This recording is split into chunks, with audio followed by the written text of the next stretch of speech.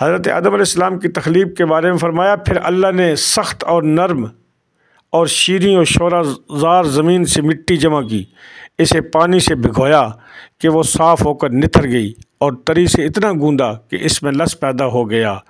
اس سے ایک ایسی صورت بنائی جس میں موڑ ہیں اور جوڑ اعضاء ہیں اور مختلف حصے۔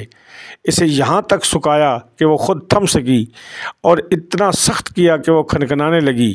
ایک وقت معین اور مدت معلوم تک اسے یوں ہی رہنے دیا، پھر اس میں روح پھونکی تو وہ ایسے انسان کی صورت میں کھڑی ہو گئی جو قوائے ذہنی کو حرکت دینے والا، فکری حرکات سے تصرف کرنے والا، اعضاء و جوارح سے خدمت لینے والا اور ہاتھ پیروں کو چلانے والا ہے، اور ایسی شناخت کا مالک ہے جس سے حق و باطل میں تمیز کرتا ہے اور مختلف مزوں، بوؤں، رنگوں اور جنسوں میں فرق کرتا ہے۔ خود رنگا رنگ کی مٹی اور ملتی جلتی ہوئی موافق چیزوں اور مخالف ضدوں اور متضاد خلطوں سے اس کا خمیر ہوا ہے، یعنی گرمی، سردی، تری، خشکی کا پیکر ہے۔ پھر اللہ نے فرشتوں سے چاہا کہ وہ اس کی سونپی ہوئی ودیعت ادا کریں اور اس کے پیمانے وصیت کو پورا کریں جو سجدہ آدم کے حکم کو تسلیم کرنے اور اس کی بزرگی کے سامنے تواضع و فروتنی کے لیے تھا۔ اس لیے اللہ نے کہا کہ آدم کو سجدہ کرو، ابلیس کے سوا سب نے سجدہ کیا۔ اسے عصبیت نے گھیر لیا، بدبختی اس پر چھا گئی۔ آگ سے پیدا ہونے کی وجہ سے اپنے کو بزرگ و برتر سمجھا اور کھنکھناتی ہوئی مٹی کی مخلوق کو ذلیل جانا۔ اللہ نے اسے مہلت دی تاکہ وہ پورے طور پر غضب کا مستحق بن جائے اور بنی آدم کی آزمائش پائے تکمیل تک پہنچے اور وعدہ پورا ہو جائے۔ چنانچہ اللہ نے اس سے کہا کہ تجھے وقت معین کے دن تک کی مہلت ہے۔ پھر اللہ نے آدم کو ایسے گھر میں جنت ٹھہرایا جہاں ان کی زندگی کو خوشگوار رکھا۔ انہیں شیطان اور اس کی عداوت سے بھی ہوشیار کر دیا، لیکن ان کے دشمن نے ان کے جنت میں ٹھہرنے اور نیکوکاروں میں مل جل کر رہنے پر حسد کیا اور آخرکار انہیں فریب دے دیا۔ آدم علیہ السلام نے یقین کو شک اور ارادے کے استحکام کو کمزوری کے ہاتھوں بیچ ڈالا، مسرت کو خوف سے بدل لیا اور فریب خودگی کی وجہ سے ندامت اٹھائی۔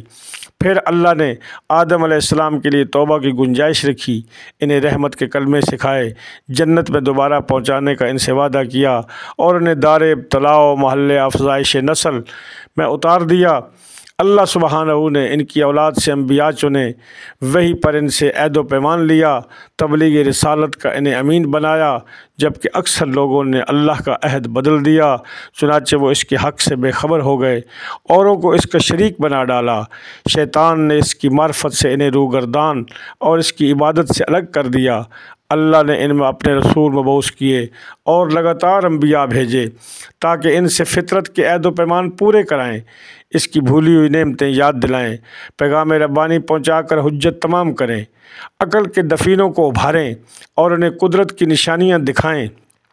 یہ سروں پر بلند وام آسمان، ان کے نیچے بچھا ہوا فرش زمین، زندہ رکھنے والا سامان معیشت، فنا کرنے والی اجلیں، بوڑھا کر دینے والی بیماریاں اور پے در پے آنے والے حادثے۔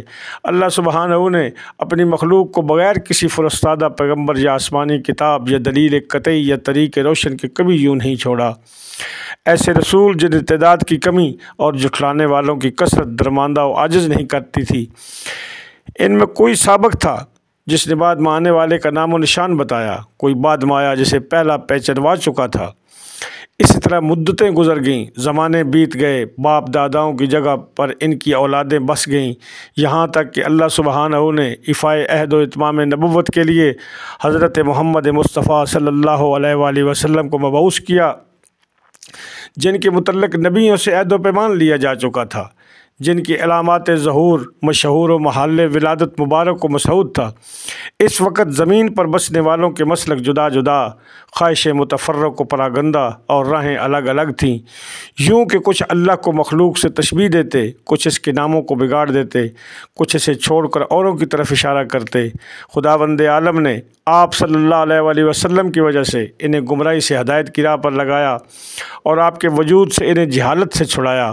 پھر اللہ سبحانہ نے محمد مصطفیٰ صلی اللہ علیہ وآلہ وسلم کو اپنے لقاء و قرب کے لیے چنا، اپنے خاص انعامات آپ صلی اللہ علیہ وآلہ وسلم کے لیے پسند فرمائے اور دار دنیا کی بود و باش سے آپ کو بلند تر سمجھا، اور ظلمتوں سے گھری ہوئی جگہ سے آپ صلی اللہ علیہ وآلہ وسلم کے رخ کو موڑا اور دنیا سے باعزت آپ صلی اللہ علیہ وسلم کو اٹھا لیا۔